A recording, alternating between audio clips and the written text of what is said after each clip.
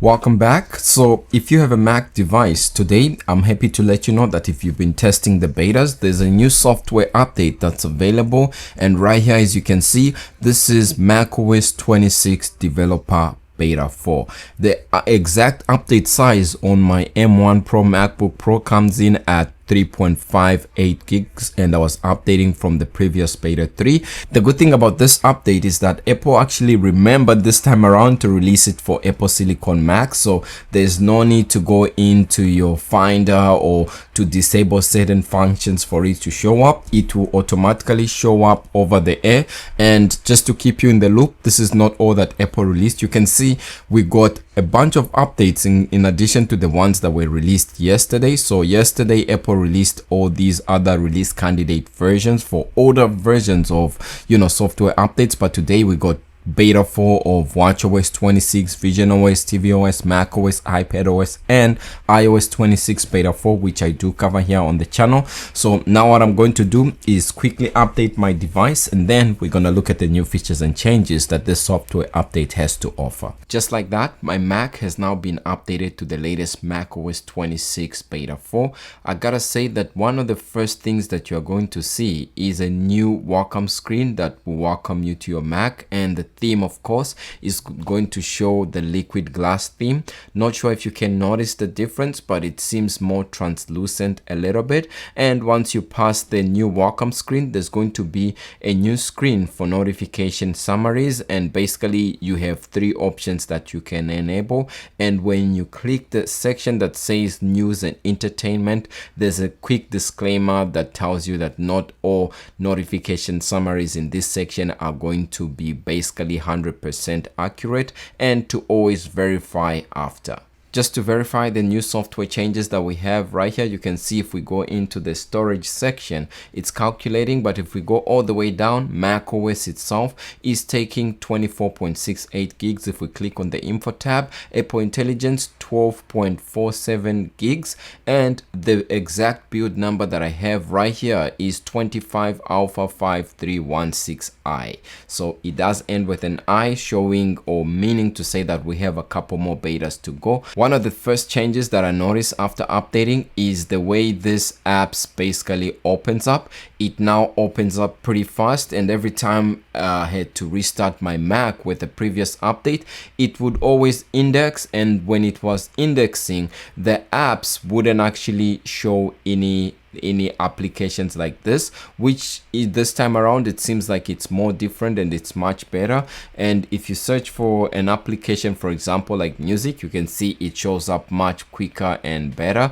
And at the same time, there's more changes that I want to highlight that have to do with the liquid glass display theme that they have going on right here. So you can see as I scroll under this what's new section, you can see how these like thumbnail or covers for the different I believe different albums and different music that's out there, you can see as it passes through here, it's much better. And at the same time, maybe if I was to play one of the tracks here, I'll just play it like this, and then as I scroll up and down, you can see here how much better the liquid glass theme looks. It's more translucent. You can see almost make out what's in the background, unlike the previous version where it was more like frosted glass. So this carries over in many other applications, whether you are actually doing this in light mode or dark mode, which is good. And at the same time, another thing that I wanted to show you is how this would look in dark mode. So if we go into dark mode and then scroll up and down, you can see here basically as I go over the picture, it basically carries over that translucency theme, which is pretty good. So that's something that's good. You can see it in the music. You can also see the translucency of it when you open up an application like, for example, the settings app, where different sub settings have even icons themselves have this like glass like reflection. And you can see here the moment it goes behind the search, you can see how it sort of, you know, fades and then comes in appearance, which is pretty good. Another change you might have noticed as I was basically moving around is the animation when you activate your notifications, just like this. I'll just hide myself out of frame, and then you can see when I basically go to the control center, it has this, like, it's almost as if the first icon pops up and then the rest of the icons basically show up. And at the same time, if you're thinking that maybe you are on a display that doesn't have like the ability to adjust brightness,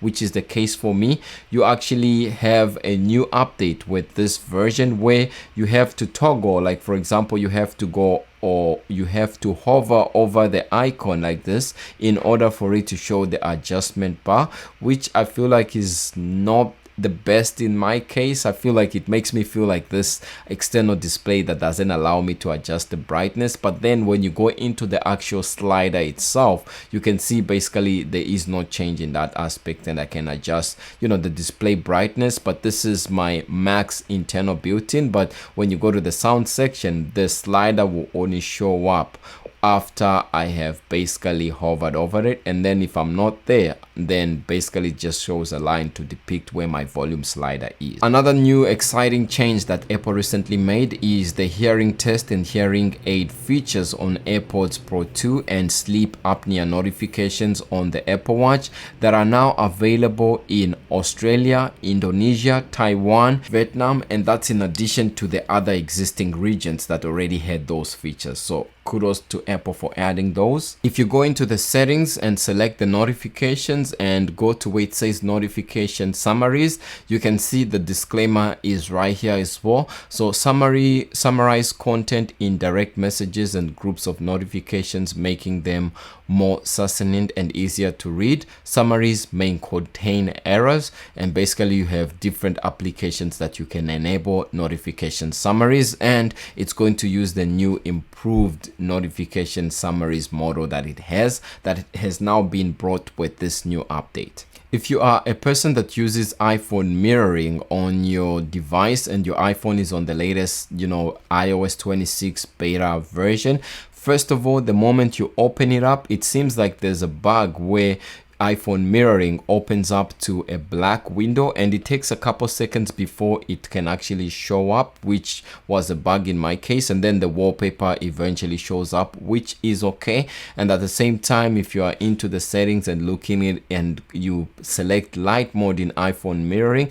it seems much better with the translucency and the liquid glass display theme. Another unique thing you might want to know is the fact that Apple actually released macOS 26 beta 4 yesterday for only a couple minutes, and I think that was a mistake because yesterday that's when they released like iOS 18.6 release candidate versions and older versions of macOS, but they pulled the update, so some people were actually able to update, but you know, they put it after a few minutes. And in my case, I feel like it's better doing that than what they did with beta 3, where they forgot to release the update to Apple Silicon users that had Rosetta running, which was a big deal, but just an FYI. With this update, there's also a bug whereby if you have an external monitor connected into your Mac, the moment it restarts and the monitor is still connected, for some reason it won't recognize the internal trackpad that the MacBook Pro has,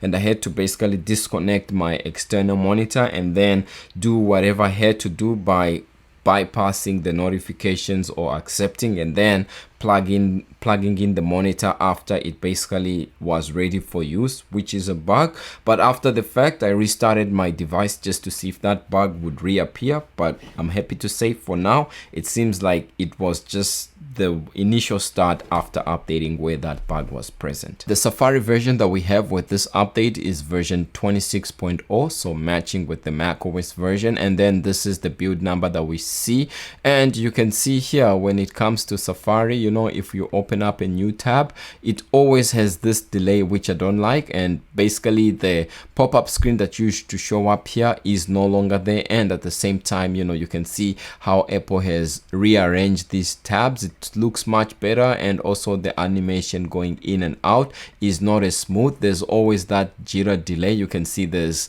you know, that bug where there's a bar that comes and then disappears. If you are in dark mode, sometimes it shows up as a light mode like line and then disappears, which is more of an ISO, but that's just a bug that I thought I should point. In terms of when the next public release of macOS version is going to be, likely, you can see that this is macOS 15.6 RC that was released yesterday, and because the release candidate version is here and we haven't yet seen an RC2, most likely this is the update that's going to be coming out to the public next week officially, when it comes to, you know, an official public release where you don't have to be on a beta. So maybe on the 28th of this month, that's when we might see it.